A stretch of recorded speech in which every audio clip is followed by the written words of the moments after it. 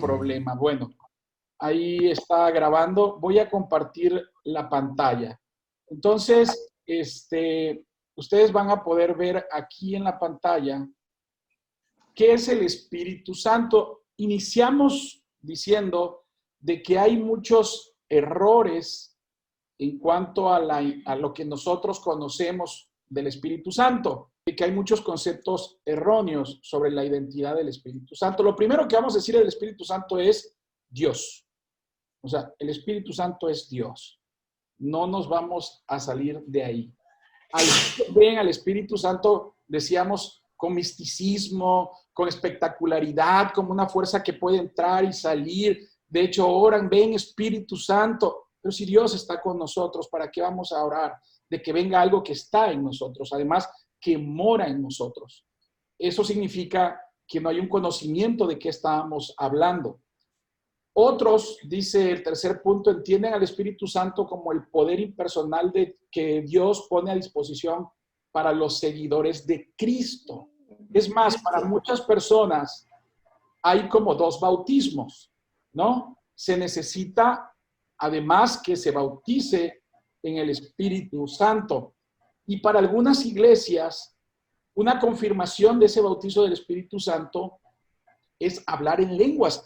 Y quien no habla en lenguas, pues empiezan los hermanos a desesperarse y empiezan a imitar y empiezan a forzarse, porque algunas iglesias creen esto. Vamos a ver qué dice la Biblia en las cartas paulinas y también qué dice el Antiguo Testamento, porque vamos a ver algo muy hermoso sobre el Espíritu Santo. Vamos a ver también que la Biblia, lo primero que dice que el Espíritu Santo es Dios, y eso es lo que nosotros vamos a decir, ¿no? No, vamos a olvidarnos de estas fuerzas místicas, de estas situaciones. El Espíritu Santo es Dios dentro de una perfecta Trinidad. Como el tiempo es uno, pero hay para nosotros la percepción de un pasado, de un presente y de un futuro. Pero eso no necesariamente significa que el tiempo sea distinto, ¿no? Entonces, no quiero, hay algunos ejemplos que se pueden utilizar para esto, pero imagínense que entra una luz en un prisma y de ahí salen tres luces distintas, por ejemplo, o tres reflexiones distintas, pero es una sola luz, es Dios. Entonces, en algún momento, en este discipulado, la parte final vamos a hablar de la Trinidad como algo necesario, además algo comprobado. Muchas iglesias pentecostales, que le llaman iglesias pentecostales de Cristo Jesús, no creen en la Trinidad, ¿no? Tenemos un amigo que ha tomado cursos con nosotros, el pastor Ariel, y él, a pesar de que ha tenido mucho acercamiento a través de estos cursos con doctrina bíblica, pues ellos ya tienen una formación desde pequeño sobre la Trinidad y me dice, me gusta la doctrina reformada, la teología reformada, pero no creo en la Trinidad.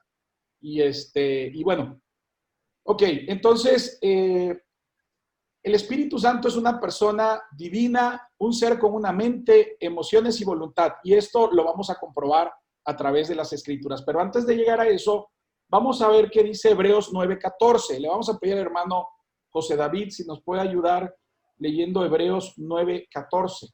Sí, un momentito. Sí, y si el hermano Carlos me ayuda con el Salmo 139:7. 139:7.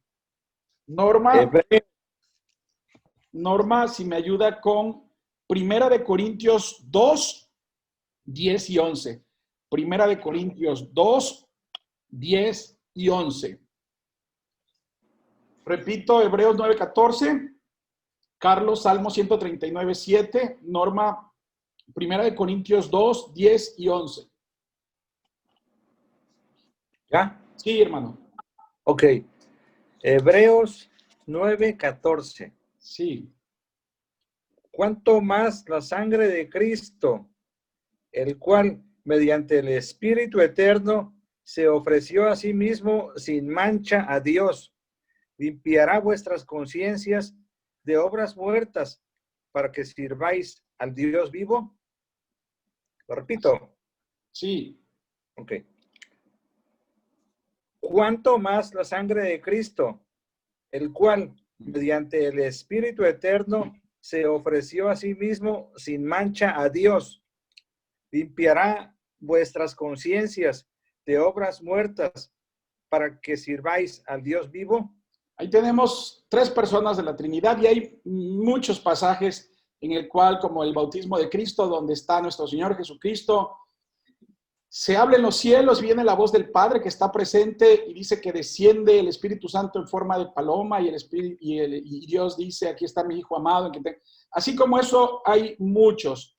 El versículo que sigue, Carlos, por favor. Salmo 139, 7. ¿A dónde me iré de tu espíritu y a dónde huiré de tu presencia? El que sigue, que dice... ¿El 8? Sí. Si subiese a los cielos, allí estás tú. Y si en el Seol hiciere mi estrado, he aquí, allí estás. Allí tú estás. Gracias. Si tomare... ¿Ya? ¿Hasta ahí? Sí, nada más para completar el... ¿Qué atributo de Dios está ahí presente en el Espíritu Santo?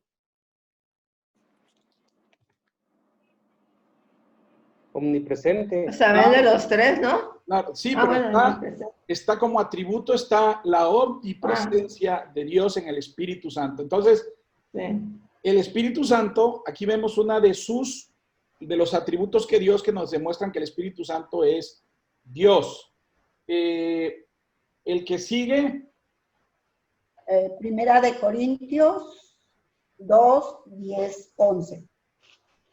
Pero Dios nos reveló a nosotros por el Espíritu, porque el Espíritu todo lo escudriña, aún lo profundo de Dios. 11. Porque ¿quién de los hombres sabe las cosas del hombre, sino el Espíritu del hombre que está en él? Así tampoco nadie conoció las cosas de Dios, sino el Espíritu de Dios. Gracias. ¿Qué otro atributo está ahí presente?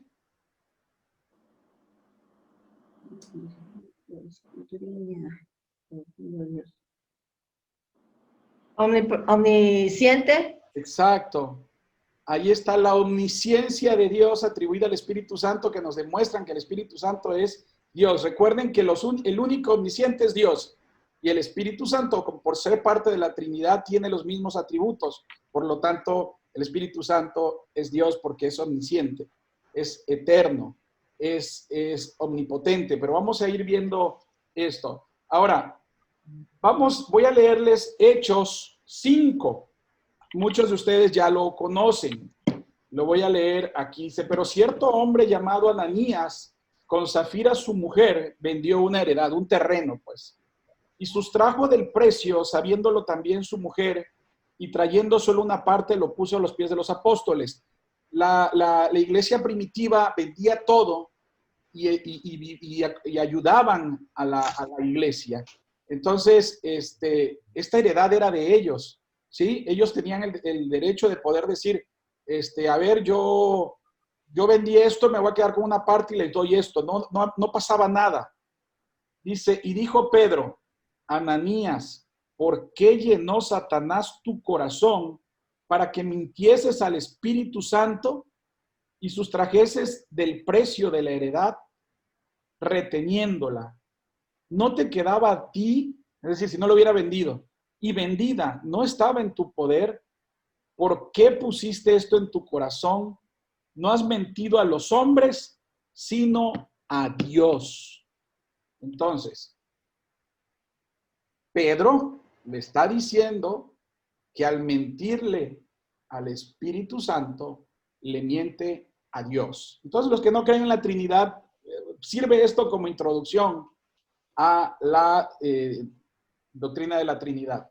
Pero bueno, si vemos esto, aquí está, dice, el hecho de que el Espíritu Santo es Dios, se ve claramente en muchas de las partes de las Escrituras, incluyendo Hechos 5, 3, 4. Pues aquí vienen muchas cosas también de lo que pasó con Ananías y Zafira. Vemos egoísmo, mentira. Por eso las cosas de Dios son santas y nosotros no podemos estar jugando. Bueno, omnipresencia. El Espíritu Santo posee los atributos o características de Dios. Salmo 139, 7 y 8, que creo que fue el que leímos, ¿no? Sí. Sí, 137, 8. Omnisciencia, 1 Corintios 2, 10, 11. Entonces aquí estamos viendo los 10, atributos 11. de Dios. Entonces, hasta este momento podemos decir que es una persona que él posee, el Espíritu Santo, mente, emoción y voluntad. Ahorita vamos a ver. Voluntad. Miren, a veces nosotros creemos que el Espíritu Santo se manifestó, se manifiesta hasta el Nuevo Testamento, hasta el día de Pentecostés. Pero esto no es así. ¿Qué nos dice Génesis 1? Que el Espíritu Santo se movía ¿dónde? Sobre las aguas. Faz de la tierra. Claro. Vamos a ver qué dice Job 33, 4. Alguien que pueda leerlo. Aquí lo tengo. Sí, hermano. Job 33:4. Sí, hermano. El Espíritu de Dios me hizo y el soplo de Omnipotente me dio vida. Ok, ya ven, aquí El hay dos. Aquí hay dos, también dos personas de la Trinidad. Leemos de nuevo. El Espíritu de Dios me hizo y el soplo del Omnipotente me dio vida. Ahorita vamos a ver cómo es que el Espíritu Santo colabora con el Hijo para la creación. ¿Sí? Pero ahí lo estamos viendo en Job 33, 4. El Ruá, la creación de vida, el Espíritu de vida. No hizo la creación Jesús divorciado del Espíritu, obviamente no, ni del Padre, ¿no? Por eso es una perfecta Trinidad. ¿Qué otra cosa? La palabra de Dios está inspirada por el Espíritu. El Espíritu Santo inspiró a Moisés para los 5 libros del Pentateuco, inspiró a los apóstoles, inspiró a Pablo, etc. Ahora, cuando vamos a buscar el nacimiento de nuestro Señor Jesucristo en Mateo.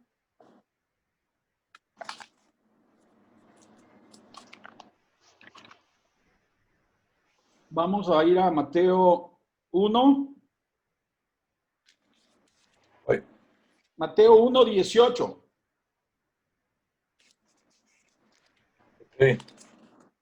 ¿Qué dice? Mateo 1:18. Lo leo. Sí. Sí. El nacimiento de Jesucristo fue así. Estando desposada María con José, antes que se juntasen, se halló que había concebido del Espíritu Santo. La concepción de Jesús. José. Sí, hasta ahí nada más. Okay. Fue por obra del Espíritu Santo, como Job 33, 4. ¿Sí? Para que vean qué hermosa es la escritura, ¿no? Por eso digo que cuando hablamos de la escritura que no hay contradicción, a pesar que lo escriben diferente. Job se dice que es el primer libro escrito en cuanto a antigüedad de la Biblia. El primero, ¿eh? Job es el más antiguo, dicen, aunque no está colocado obviamente en ese orden. Pero imagínense, y tenemos a Mateo, un evangelio tardío. Entonces, para que vean. ¿Qué otra cosa ha hecho el Espíritu Santo? Es decir, no apareció en el Pentecostés. Ahí fue la manifestación más fuerte y ahorita vamos a explicar por qué el Señor se fue testificando en el Antiguo Testamento el Padre apuntaba al Nuevo Testamento, desde el Antiguo Testamento al Hijo. El Hijo viene y prepara al Espíritu Santo. Es maravilloso todo esto. ¿Qué más hace el Espíritu Santo? Si nosotros nos sabemos pecadores, ¿es por quién? Por la obra del Espíritu Santo. Juan 16, 8, por favor. Y si me ayuda, Norma, con Romanos 8, 15, 16 y la hermana Rosy, Romanos 8, 26, 27. Juan 16, 8. Sí. Romanos 8, 15, 16 y Romanos 8, 26, 27. Ok. ¿Ya? Sí. Juan 16:8. Y cuando Él venga, convencerá al mundo de pecado, de justicia y de juicio. ¿Quién va a venir? El Espíritu Santo. Claro, entonces el Espíritu Santo, fíjense, uno se arrepiente en la obra de salvación, ¿sí? En la obra de salvación Dios es perfecto y cada persona de la Trinidad tiene una función. Hay un devocional por ahí donde lo medio tocamos, pero es importante porque Cristo dice, hace la obra expiatoria y dice que necesitamos nacer de nuevo y necesitamos arrepentirnos. Y el arrepentimiento, estamos viendo que lo hace el Espíritu Santo, que nos convence de juicio, de justicia y de juicio. Entonces, seguimos con Romanos 8, 15 y 16.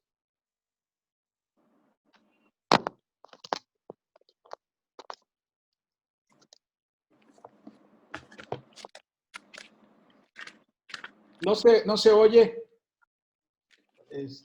No se oyó nada. Ya. A ver. No, habla ¿Yo? No, Normita creo que tiene apagado su... Ya. Ya. ¿Dónde están? Adelante. Pues no habéis recibido el espíritu de esclavitud para estar otra vez en temor, sino que habéis recibido el espíritu de adopción, por el cual clamamos Abba Padre. Clamamos. El espíritu Abba Padre. El espíritu mismo de testimonio a nuestro espíritu de que somos hijos de Dios. Fíjense, el Espíritu Santo nos da testimonio de nuestra naturaleza y también nos ayuda en la oración. Romanos 8, 26 y 27.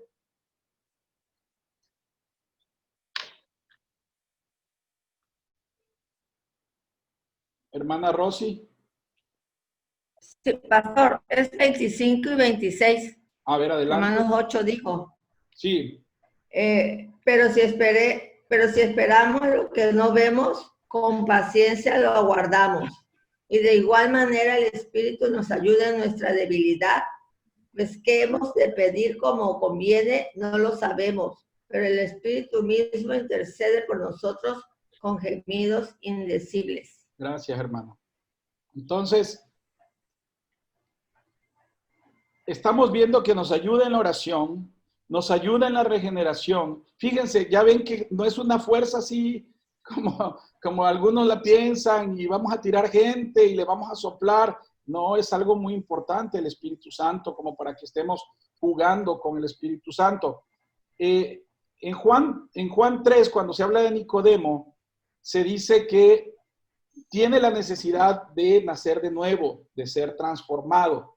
Y entonces, si vamos a 1 Corintios 12, 13,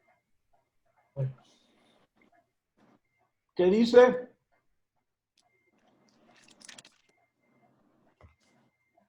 Perdón. Sí.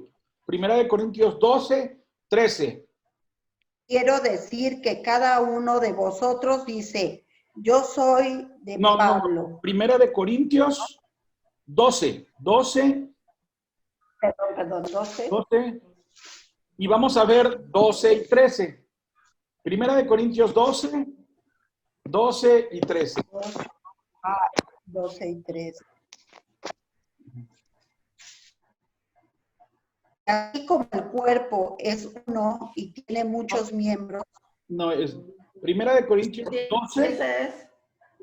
Sí, está bien, perdón. El 11. Está bien. Yo desde el 11. Está bien, Normita, adelante. Porque así como el cuerpo es uno y tiene muchos miembros, pero todos los miembros del cuerpo, siendo muchos, son uno solo, un solo cuerpo. Así también Cristo. Porque por un solo espíritu fuimos todos bautizados en un cuerpo, sean judíos o griegos, sean esclavos o libres, y a todos se nos dio a beber de un mismo espíritu. Gracias. Por un mismo espíritu todos hemos sido bautizados. ¿Sí? Entonces, el bautismo del espíritu le corresponde a todo creyente, porque quien no tiene el Espíritu no es creyente.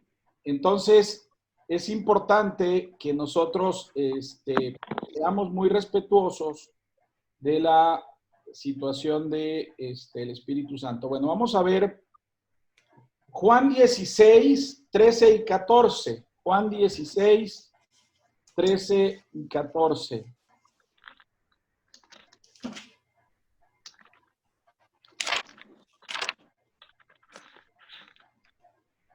Ajá. Adelante, quien lo tenga. Yo aquí lo tengo, lo leo. Sí, adelante. Sí. Ok.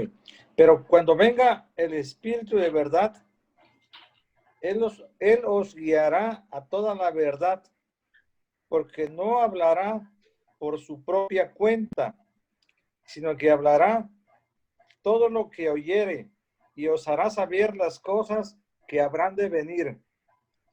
Él me glorificará, porque tomará de lo mío y os lo hará saber.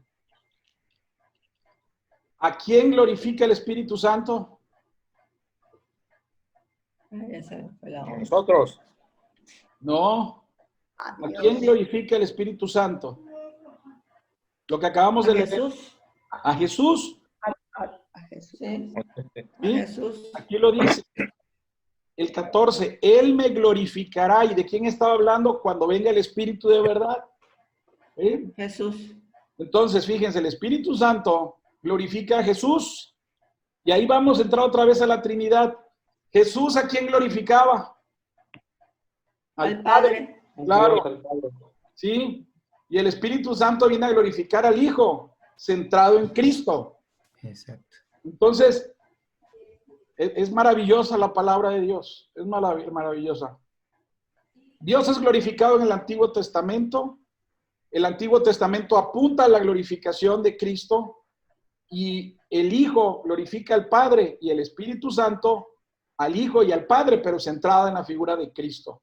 Entonces, por eso es que nosotros cuando oramos, lo hacemos en el nombre de Jesús por la centralidad del Evangelio en Cristo. Esto no significa que sean diferentes.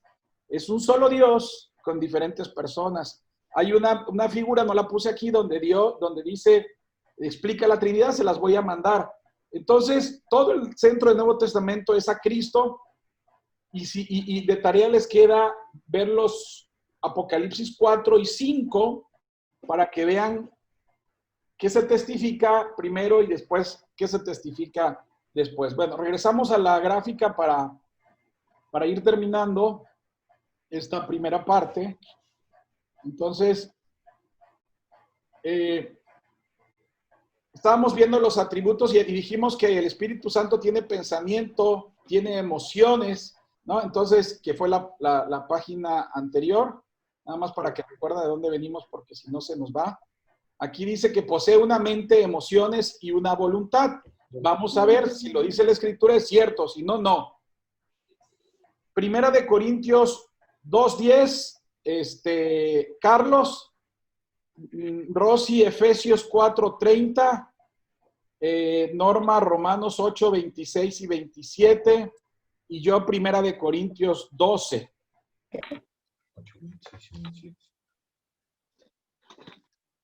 El 7 al 11. Entonces, cuando lo tengamos, me avisan.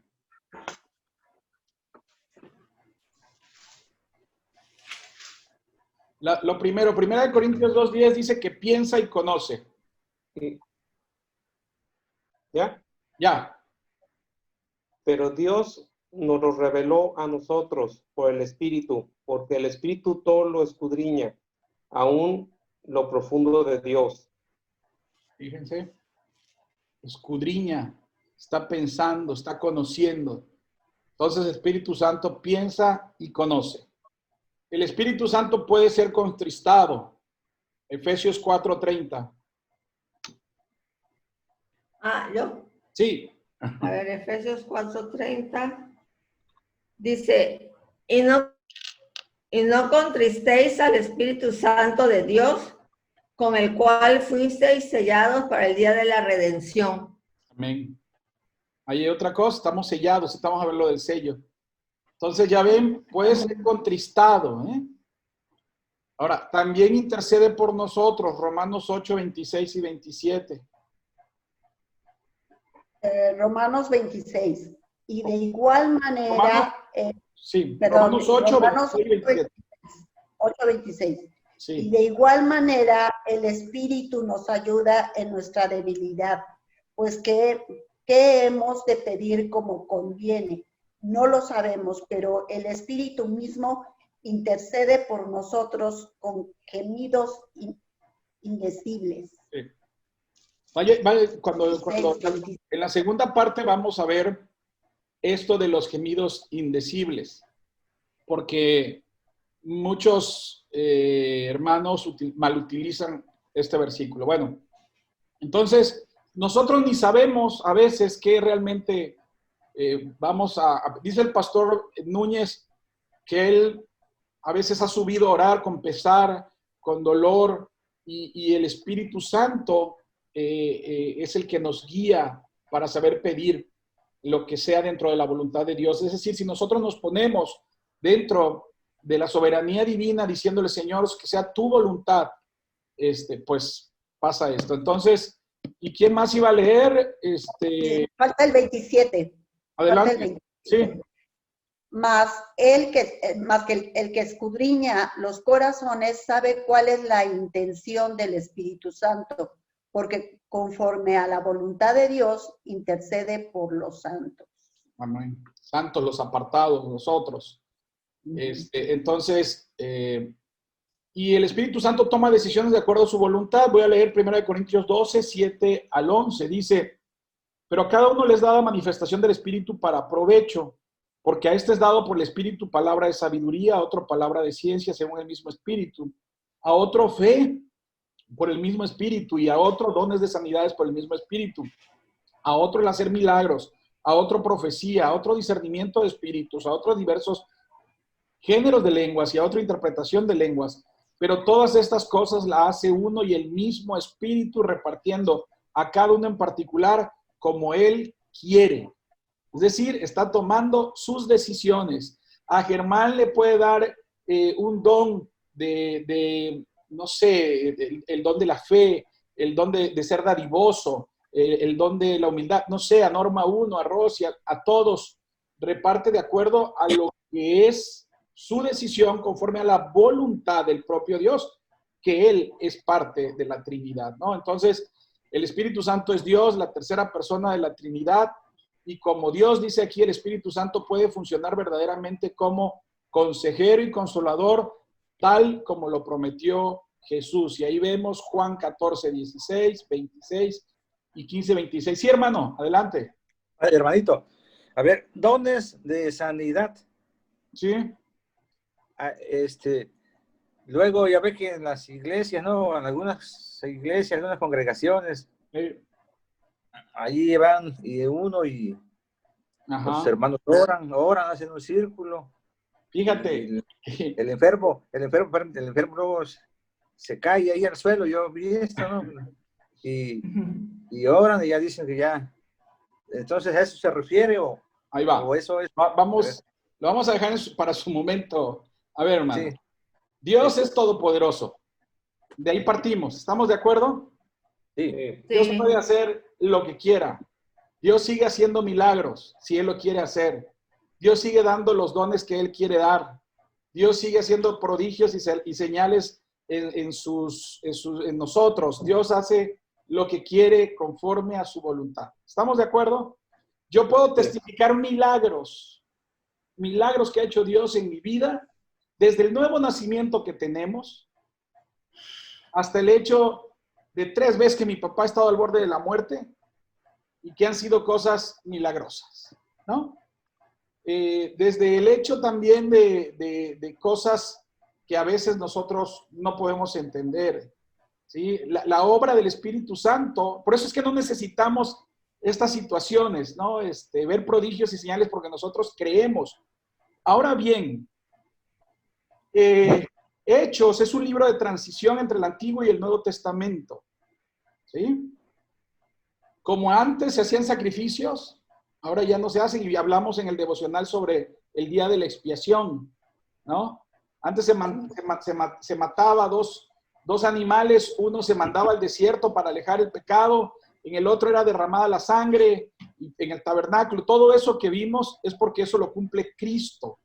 Bueno, de ahí Cristo tiene, en este momento, hay dones que se le dieron a los apóstoles. Es cuestión de saber leer el contexto, pero también es importante irse a las palabras originales.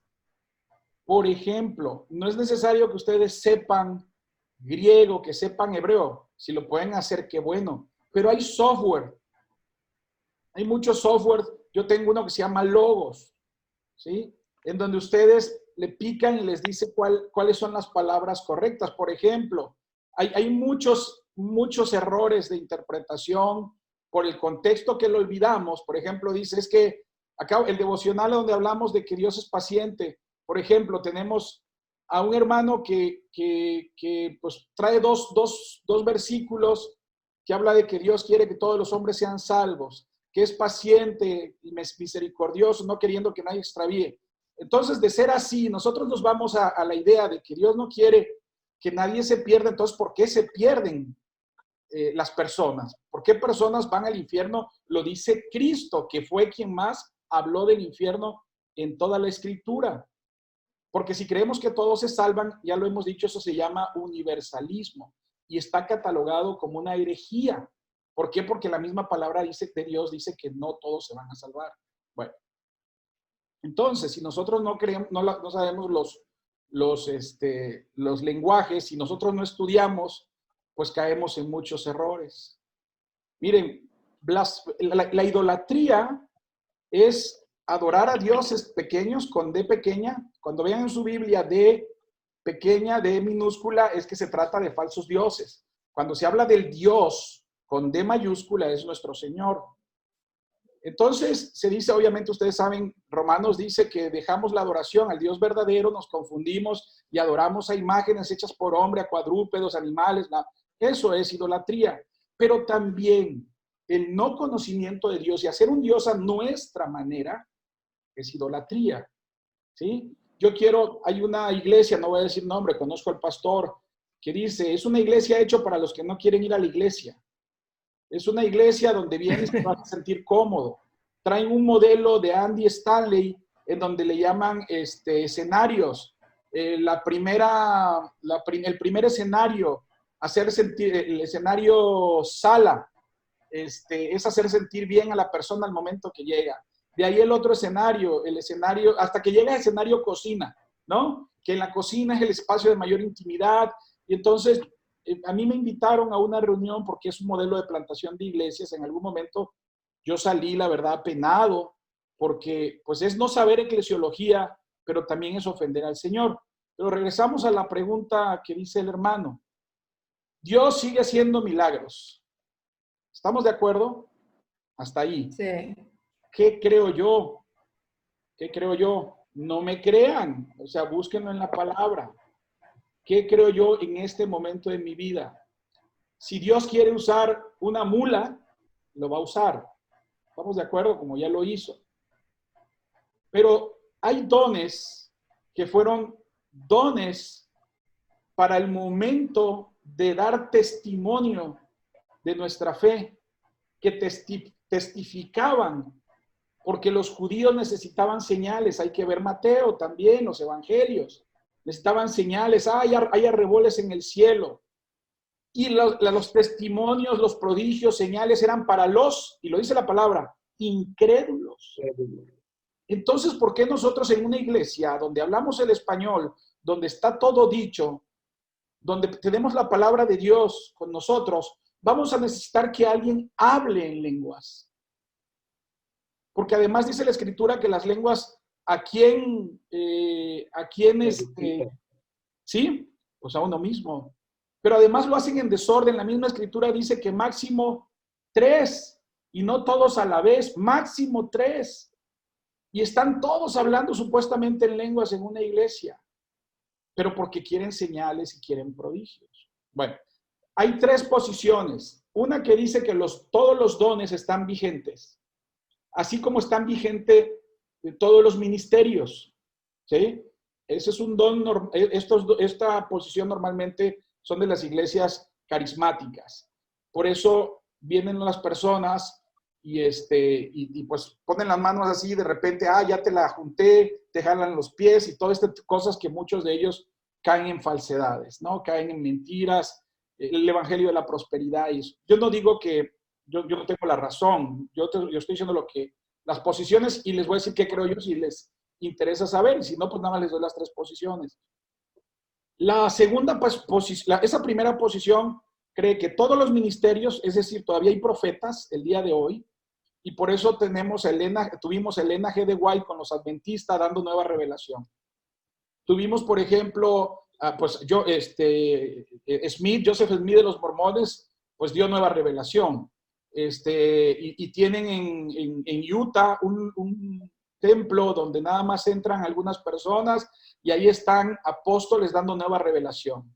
Entonces, esa revelación se suma a la revelación dada ahí en la palabra. Pero dice, para nosotros, el canon está cerrado, está completo. Dice que toda la palabra de Dios está inspirada y que sirve para todo lo que ustedes ya saben, redarguir todo lo que ustedes ya saben. Entonces, si ya tenemos completa la palabra de Dios, ¿para qué necesitamos nueva revelación? Porque de repente se para en una iglesia una persona y dice, el Señor me dijo. Y como dijo Alejandro una vez, lo que dice la señora es lo mismo que dice todos los domingos. Y si vas a decir la palabra de Dios, entonces el concepto de profecía es hablar la palabra de Dios, no nueva revelación. Es como el significado real de la palabra apóstol, los enviados, ¿no? Entonces, un misionero es un apóstol porque está enviado, ¿sí? Porque está enviado, pero no, las personas quieren, no les interesa el ministerio de ser diácono, de ser obispo, ni pastor. Ahora lo que quieren es ya ser profetas, apóstoles, y hay uno nuevo, yo creo, bueno, es que no se los mandé, pero si entran a mi página de Facebook, van a ver que hay personas que ya se llaman ahora, lo que va encima de los ángeles, ¿cómo se llama? Querubines. Arcángeles. Querubines, arcángeles. Hay uno que te da eso y ya se fue multiplicando todo eso. Bueno, entonces, la función del profeta era dar nueva revelación, era testificar algo que iba a pasar. Pero ahora hay algunas personas que creen que todavía hay profecía nueva y el problema es que dice que si a un ángel de luz viene y les da nueva revelación distinta a la Biblia, ¿qué dice la palabra que es? Anatema. Sea anatema. Entonces, por eso no necesitamos este tipo de nuevos profetas. De hecho, el movimiento apostólico, donde está el apóstol Guillermo Maldonado, el apóstol Cash Luna y todo esto, es un movimiento que históricamente pueden saber dónde surge, por qué surge, cuál es la intención y bla, bla, bla. Entonces, bueno, así como para algunos todos los ministerios están vigentes, también para algunos todos los dones están vigentes. Y esos son los continuistas, ¿sí? En cuanto a los dones, son continuistas. La gran mayoría de las iglesias carismáticas, pentecostales, neopentecostales creen esto. Bueno, hay otras iglesias que están en una posición intermedia. Se llaman continuistas moderados. ¿Qué dicen los continuistas moderados? Que el Señor en su soberanía puede otorgar estos dones siempre y cuando haya una causa de justificación para dárselo y de manera excepcional. ¿Qué casos? Un misionero que va a Japón, que va a África, que no conoce la lengua y que el Señor de repente le da el don de lenguas. Continuistas moderados. Es decir, esto no se da de manera ordinaria, pero se puede dar de manera extraordinaria. ¿Vale? Y la tercera rama se llama cesacionismo. Los cesacionistas dicen que hay dones en particular, como el don de profecía, como el don de lenguas y como el don de sanidad, estamos hablando de estos tres, que han desaparecido, que se dieron en un momento de nuestra historia con una finalidad determinada para testificar lo que se estaba haciendo para conformar la iglesia. ¿Qué dice la Escritura? La Escritura dice que el fundamento de nosotros, la base, está realizada con la base de los apóstoles y de los profetas, cuya piedra angular, ¿quién es? Cristo. Jesús. Claro. Y que nosotros somos piedras vivas que edificamos ese templo. Este templo es la iglesia. ¿Sí? Entonces, si ya se puso el fundamento donde se construyó la base, tener nueva profecía, tener nuevos prodigios, tener nuevas señales, que eran lo que hacían los apóstoles, es querer poner encima otro fundamento. Y si la revelación ya está dada, y si ya ahora llegamos al conocimiento de Cristo a través de la fe, no necesitamos estos prodigios y señales, sino la Biblia diría que nosotros necesitaríamos creer prodigios y señales. Ahora otra cosa, todos esos dones que están hablando, dones extraordinarios que se le dieron a los apóstoles y también a algunos discípulos, estos dones, ¿para quién eran? Para los judíos. Nunca hay que olvidar el contexto donde fueron escritos los libros. Miren, hermanos, les voy a comentar algo porque a veces es muy importante que a veces y todos los días vamos aprendiendo cosas nuevas. A mí me causaba mucha extrañeza Santiago, donde dice, y es una práctica que dice Santiago, si quieren búsquenlo, a ver, déjenme ver si lo tengo aquí. Antes de Hebreos. Santiago 2:14 al 24. Bueno, ¿qué dice Santiago 2:14 al 24? Dice que si una persona está enferma, dice, a ver, perdón, 2:14, 24, perdón, no, es, acá lo 5. es, perdón. 5. Santiago 5. Sí, 14, ¿no? 5:14. ¿Está alguno enfermo entre vosotros? Llame a los ancianos de la iglesia y oren por él, ungiéndole con aceite en el nombre del Señor, y la oración de fe salvará al enfermo. Fíjense, a veces nosotros no sabemos, ¿no? No sabemos porque por ejemplo, yo no siempre voy a las palabras ni ando abriendo el logos para todas las cosas. Pero hay algunas dificultades bíblicas en este tipo de pasajes, ¿no? Como por ejemplo la justificación de Abraham, la justificación por la fe de Pablo con Santiago, que habla de la fe y las obras como testimonio de que somos salvos. Entonces, en un pasaje, por ejemplo, 2:17-24, desde el 23, habla de Abraham, que fue declarado justo por la fe. Pero si se van antes a Génesis 15:6, dice que Abraham creyó a Dios. Entonces no fue por el hecho del sacrificio que iba a hacer, sino ya Abraham había sido declarado justo por la fe en Génesis 15:6. Entonces ahí fue declarado justo. Después lo que hace al momento de poner a su hijo para sacrificio es otro momento, pero es en atención a eso que nosotros lo relacionamos. Entonces hay una vindicación. Como vindicación es como darlo por bueno, como Cristo, que después el sacrificio de Cristo es vindicado. Entonces, en Santiago 5, desde el 13 al 18, cuando se habla de enfermo ahí, si te vas al original, no es una enfermedad física, es debilidad espiritual. Entonces, lo que quiere decir Santiago es que si alguien tiene debilidad, llama a los hermanos maduros en la fe, con los ancianos, y no se habla de sanidad física, sino que está desalentado. Si ya se van a la palabra original y la buscan, entonces, pero váyanse a profundidad, porque a veces los interlineales da una de varias acepciones. Entonces, lo que quiere decir es que si alguien está afligido, que ore. Y la palabra unción ahí no se habla no es la misma palabra que se usa en la unción, por ejemplo, que se da más adelante para hablar de nuestro Señor y demás, sino es otro tipo de unción que va relacionado así como que a la cuestión física.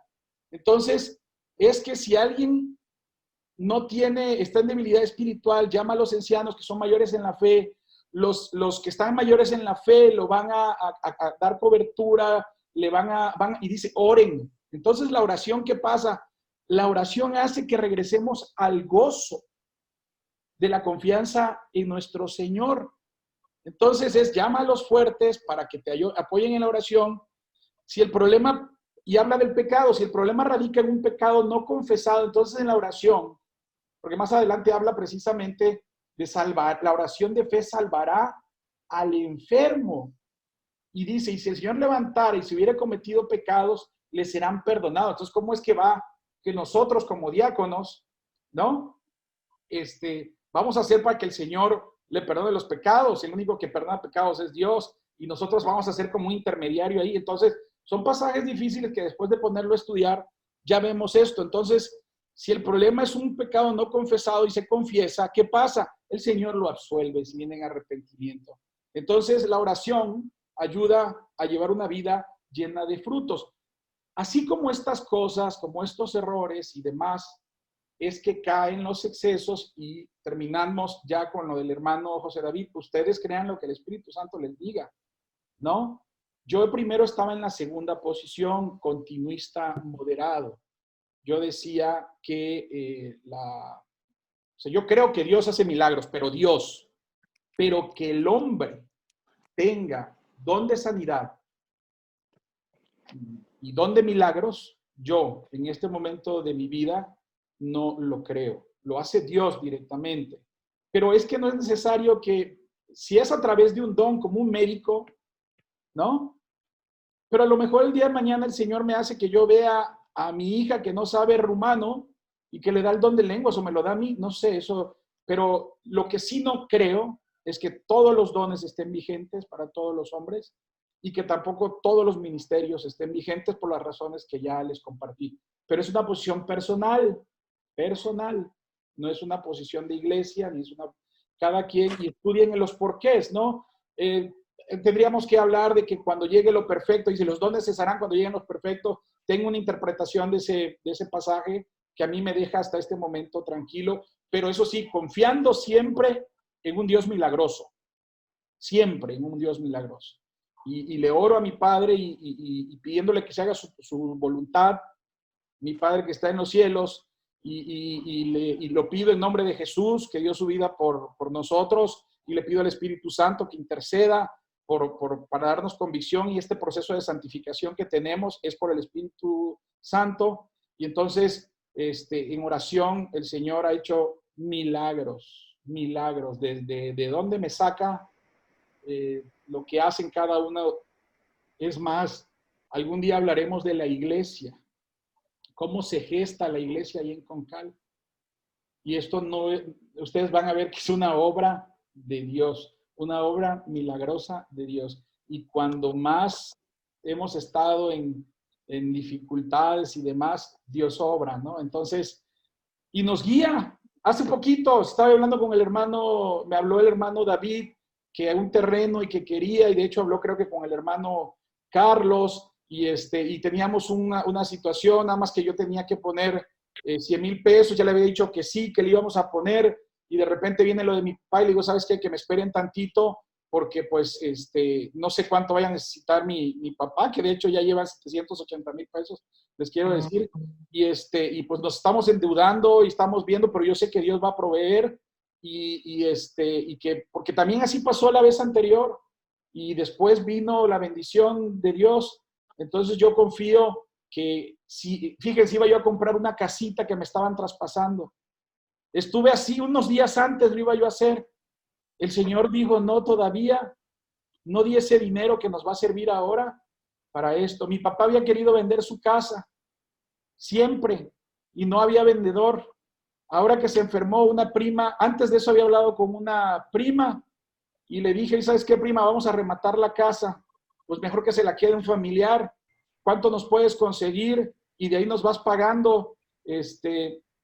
Sí, primo, vamos a ver. Y cae mi papá en enfermedad y una pequeña parte de eso sí va a servir para su pago. Entonces, esto no fue planeado, no es nada de nosotros, no es sabiduría de nosotros, es Dios obrando día tras día. Entonces yo no necesito que una persona venga para sanarme o sanar a mi papá porque sé que Dios tiene el control y Él la va a sanar. Yo no necesito que una persona me hable en lenguas para saber lo que dice la Escritura. Yo no necesito que una persona me profetice porque sé que todo el control lo tiene Dios y aunque me profeticen me voy a morir o que voy a vivir, el único que le voy a creer es a Dios. Entonces, por estas razones es mi posición, pero yo respeto cualquier posición que se tenga. Lo que sí les hago una advertencia es mucho cuidado porque se abusa. Mucho cuidado porque esto sí se abusa. Bueno, para ir cerrando, entonces, vamos a cerrar. ¿Cómo recibimos el Espíritu Santo? Entonces ya leímos hace rato, 1 Corintios 12:13, que por un solo Espíritu fuimos todos bautizados en un cuerpo, sean judíos o griegos, sean esclavos o libres, todos se nos dio de beber un mismo Espíritu. Por un solo Espíritu fuimos bautizados y nos dio a beber un mismo Espíritu. Entonces, ya fuimos bautizados y tenemos el sello al momento que creemos. No es necesario que hayan 2 momentos para recibir el Espíritu Santo, ni confirmar si lo recibimos. El que cree tiene el Espíritu Santo. Romanos 8:9 nos dice que si una persona no tiene el Espíritu Santo, no pertenece a Cristo. Entonces sí es importante que lo leamos. Romanos 8:9 dice, mas vosotros no vivís según la carne, sino según el Espíritu. Recuerden que cuando lleva la E mayúscula estamos hablando del Espíritu de Dios. Si es que el Espíritu de Dios mora en vosotros, otra vez, no vivís según la carne, sino según el Espíritu, si es que el Espíritu de Dios mora en nosotros. Y si alguno no tiene el Espíritu de Cristo, no es de Él. Entonces, todos los que creemos en Cristo, tenemos el Espíritu Santo. Y si yo ya creí en el Espíritu Santo, ¿por qué me tengo que bautizar en el Espíritu? ¿Y por qué tengo que testificar con un don? Para mí eso es un error, pero respeto lo que quiero, ¿no? Entonces, Efesios 1:13-14, que esto es importantísimo, hermanos, para testificar que somos hijos de Dios. Efesios 1, ¿y por qué no debemos hacer 2 bautismos? 13:14, dice, en él también vosotros, habiendo oído la palabra de verdad, el evangelio de vuestra salvación, y habiendo creído en él, fuisteis sellados con el Espíritu Santo de la promesa. Ya estamos sellados cuando recibimos al Señor, que es las arras de nuestra herencia hasta la redención de la posesión adquirida para alabanza de su gloria, seguridad de la salvación, por eso no se puede perder la salvación. Estamos sellados. Y también lo dice que el libro, ahí tenemos nuestro nombre, y entonces, y que el que inició la buena obra la perfeccionará hasta el final, y que Juan 3:16 dice que nos dio vida, que Dios a su Hijo unigénito para que todo aquel que en él crea no se pierda, mas tenga vida eterna, etcétera, etcétera, etcétera. Entonces, son varias doctrinas que están relacionadas porque son doctrinas bíblicas, la seguridad de la salvación, la Trinidad, el Espíritu Santo y demás. Juan 3:5, ya terminamos, dice que respondió Jesús, de cierto digo que no naciere de agua y el Espíritu no puede entrar en el reino de Dios. Es decir, si no naces del Espíritu, no entrarás al reino de Dios. Lo que es nacido de carne, carne es, y lo que es nacido del Espíritu, Espíritu es. Y esta es la última lámina, y ya con eso, pues yo creo que vamos a dar por terminada la reunión de hoy, salvo que hayan algunas preguntas, algunas situaciones, pues entre todas las vamos bien. Entonces, lo que sí es importante recalcar es que desde el momento que tenemos la fe en nuestro Señor Jesucristo, tenemos el Espíritu Santo. El Espíritu Santo está obrando en cada momento de nuestra salvación.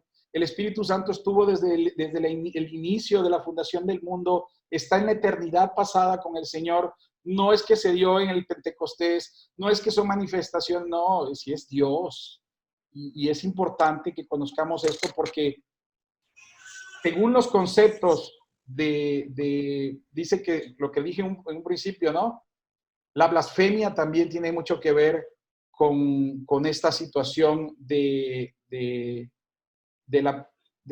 estar, ¿cómo diría?, pecando en contra del Espíritu Santo. Miren, nada más porque les hablé del fuego extraño, vamos, vean Levítico 10, 1 al 3. Levítico 10, del 1 al 3. Dice, es el pecado de Nadab y Abiú. Nadab y Abiú, hijos de Aarón, tomaron cada uno su incensario y pusieron en ellos fuego, sobre el cual pusieron incienso y ofrecieron delante de Jehová fuego extraño que él nunca le mandó. Y salió fuego de delante de Jehová y los quemó y murieron delante de Jehová. Entonces dijo Moisés a Aarón, esto es lo que habló Jehová diciendo, en los que a mí se acercan, me santificaré y en presencia de todo el pueblo seré glorificado. Y Aarón cayó. Nadab y Abiú eran hijos de Aarón y lo que dice aquí es que infringieron el precepto para la ofrenda del incienso, que estaba en Éxodo 39, que dice, no ofreceréis sobre el incienso extraño, ni holocausto, ni ofrenda, ni tampoco derramaréis sobre él libación. Y entonces también dice el 34, dijo además Jehová a Moisés, toma especies aromáticas. Cuando alguien hace este tipo de cuestiones extrañas, lo que nos dice este fuego extraño es que ofendemos a Dios. Y recuerden que son dones que Dios da, no podemos forzarlo, como Simón el mago, que veía el prodigio y veía todo esto de los apóstoles y quería eso y lo quiso comprar, ¿no? Entonces, no hay que jugar con esas cosas, hermanos. A veces, pues yo invité al hermano José David, respeto a los hermanos, fuimos a orar con un hermano y pues empezó a orar en lenguas. Nosotros lo escuchamos, respetamos su posición, lo que él cree, pero pues no, había una persona que está aprendiendo la palabra de Dios y se quedaba viendo como raro, como diciendo, y pues yo no sé qué está haciendo el Señor. Sin embargo, cuando leíamos nosotros la palabra de Dios, pues ahí sí entendía, ¿no? Entonces, a veces no hay necesidad de este tipo de situaciones porque además, cuando se habla la Biblia del lenguaje de los ángeles, por ejemplo, que además es un supuesto porque está en un auristo, entonces es algo que dice Pablo como un supuesto, el lenguaje, los ángeles siempre se comunicaron con los hombres en el lenguaje de los hombres, ¿no? Entonces, bueno, era pues más o menos por ahí vamos y bueno, si hay alguna duda. Pastor. Sí, hermana. Yo le quería preguntar, referente a esa persona que dice usted que es, no sé de qué denominación, que no cree en la Trinidad. Uh-huh. Sí. En la palabra dice que, pues nosotros, casi dice que nosotros, si ofendemos al Señor y todo, nos perdona, pero dice que al que blasfema contra el Espíritu Santo, creo que no, como que no creo que tenga salvación. Aquí hay que ver también, hermana, una situación. Es que de verdad que es importantísimo irnos a estudiar la explicación de ese pasaje. Nosotros ya no podemos ofender al Espíritu de Dios, para algunos. Para otros es la incredulidad en sí, que es lo que ofende, y el incrédulo al momento de no creer en el Espíritu Santo, al no creer, en Dios, esa es la blasfemia contra el Espíritu Santo, y el incrédulo por no creer pues está perdido. Para el primer supuesto que les dije es que esto, cuando el Señor se refería allá en ese contexto, era que tenían a Cristo enfrente y que le atribuían a las obras de Cristo que eran obras de Satanás, de Belcebú, de Baal, ¿no? Del señor de las moscas. Y por ahí cuando me tocó predicar, platicamos de que se le ofrecían en lo que es el infierno, que es un espacio, el Gehenna, el espacio donde era un basurero, y en ese basurero se quemaban muchos, los animales muertos, por eso es que siempre estaba, y la basura siempre estaba consumiéndose. Entonces, por eso es la imagen del infierno que da el Señor. Pero también, cuando platicamos esa vez, cuando se adoraba al dios Baal, se le dejaba ofrenda que era carne y que al momento que era putrefacto, había muchas moscas, era en lugar de inmundicia. Por eso es el nombre de Belcebú, o sea, de Baal se fue a Belcebú y demás. Entonces, esa era la blasfemia del espíritu, que viendo a Cristo, viendo a Dios, teniéndolo ahí, testificándolo, no creyeron y aparte le dijeron, le atribuyeron a las obras de Dios, las obras de Belcebú. Eso, para la gran mayoría de los teólogos, es la blasfemia contra el Espíritu Santo. Es como si nosotros tuviéramos a Cristo aquí, viendo sus obras, caminando entre nosotros, y no tan solo no creyéramos, sino le dijéramos, estas cosas que hace son del diablo. Por eso para algunos teólogos, la blasfemia del Espíritu Santo no la podemos hacer nosotros. Para algunos otros es no creer, y el simple hecho de no creer, por ser incrédulos, sabemos que vamos a la perdición. Ahí hay dos posiciones teológicas para que ustedes la investiguen. Nada más está restringido, y hasta donde yo comprendo y he estudiado, a esos casos, ¿no? Pero pues el segundo es muy general, el que no cree y el incrédulo, a pesar de que tenemos, como dice la Escritura, el conocimiento de Dios en nosotros mismos, que se ha manifestado a través de la propia naturaleza y demás, somos incrédulos, somos tercos, creemos el mundo, estamos en el mundo, nos gusta el mundo, le damos la espalda a Dios, le robamos a Dios, diría Rabí Zacharías, un apologista importante, y hacemos tantas cosas, ¿no? Entonces, es el incrédulo no arrepentido que no se va a arrepentir, y por el otro lado, es que es esta mágica, no mágica, para no utilizar la palabra, esta extraordinaria obra de Dios en donde está la soberanía divina, porque nadie puede negar lo que dice la Escritura de que el Señor elige y predestina a sus salvos, y por el otro lado, la libertad humana que voluntariamente rechaza o acepta a Cristo, pero va a Cristo y después el Señor nos dice que todo el que va para allá es porque el Padre lo manda, ¿no? Y como dijo también, los que crucificaron a nuestro Señor voluntariamente lo hacían pecando, pero cumplían en esto que nosotros no logramos entender, el decreto divino de que el Señor iba a ser crucificado. Entonces ellos haciendo lo malo como los hermanos de José, entonces ellos en su voluntad hicieron lo malo, pero estaba dentro de un decreto y un plan divino. Entonces aquí nada más para terminar, uno es el arminianismo, otro es el calvinismo y una tercera posición, o sea, una libre albedrío, otra la predestinación o la soberanía y la doctrina de la gracia, y un tercer momento que se llama molinismo, de Juan de Molina, un teólogo que decía que el Señor, dependiendo o sea, está la soberanía de Dios y la libertad humana. Si el Señor sabe que Carlos va a buscar a Dios y demás, lo va a poner en México cerca de una iglesia y ahí va a aprender las cosas de Cristo, pero si el Señor en su soberanía dice que se va a perder porque Carlos no va a creer en Cristo, lo pone en la India porque ya va a ser perdido porque nunca va a conocer el Evangelio. Entonces son tres posiciones. El molinismo la verdad es que tiene muchas cosas ahí medias raras.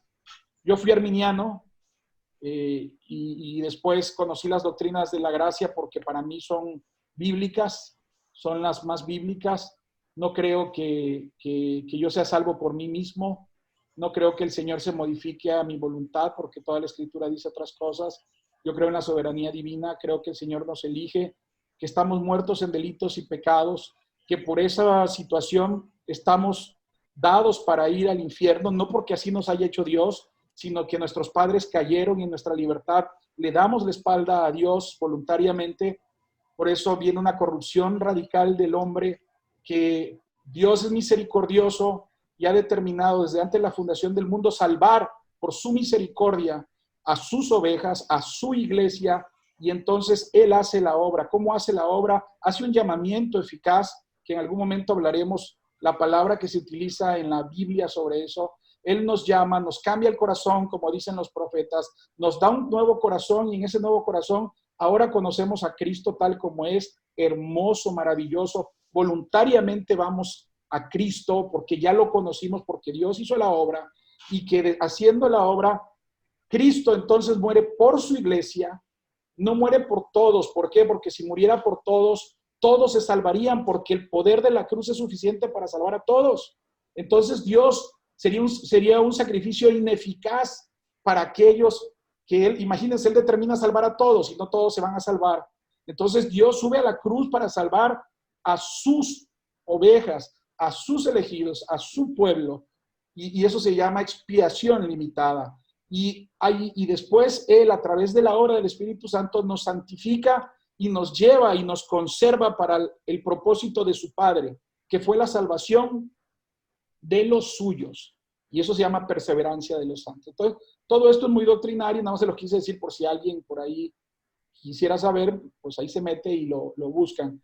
Pero vuelvo a repetir, solo Dios sabe completamente su propósito.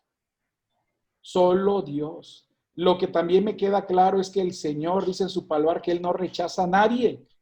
Entonces, si alguien va y busca a Cristo, no será rechazado. No será rechazado. Pero son cosas que escapan de nuestra comprensión, ¿no? Entonces, lo más importante es confiar que los que estamos aquí, pues estamos porque Dios nos trae y pues vamos a estar con Él, ¿no? Entonces, pues hasta ahí. Vamos a terminar orando. Pues yo le pediría entonces a Carlos si terminamos también en oración, Carlos, para agradecer al Señor. Ok. Padre bendito, Señor, tú eres un Dios soberano y fiel, Padre. Tú eres el Dios creador, Señor. Eres omnipotente, Señor. Eres omnipresente, Señor. Eres omnisciente, Padre bendito, Señor. Padre, pues reconocemos que tú eres el único Dios verdadero, Señor, Alfa y Omega, principio y final, Padre bendito. Gracias por la fe que nos permites tener en ti, Señor. La fe en ti está nuestra esperanza, Padre. Padre, está puesta nuestra esperanza y nuestra confianza en ti, Padre bendito, Señor. Permite que tu Espíritu Santo, Señor, nos fortalezca, Señor. Te pedimos que nos guíes para estar dentro de tus propósitos y conforme a tu voluntad, Padre. Y Padre, y que nuestra comunión contigo crezca día tras día, Padre. Señor, en esta noche, Señor, te damos gracias, Señor, también por este discipulado, Señor. Por tu palabra, Señor, y por la oportunidad que nos das por conocer cuánto nos amas, Padre bendito. Padre, te pedimos de nuevo por las hermanos, Señor, de Tabasco, Señor, pues que tú los bendigas, Señor, que ellos puedan ver reflejado a través de las personas y de las personas que los ayudan, Señor, tu amor, Señor. También, pues te pedimos por la familia de Carlos, Señor, que pues de nuevo, Señor, que tú les des fortaleza y paz en sus corazones, Padre, y pronta resignación, Padre bendito. Y Padre, pues gracias por tu gracia, Señor. Gracias por amarnos, Señor. Gracias en el nombre de Cristo Jesús. Amén.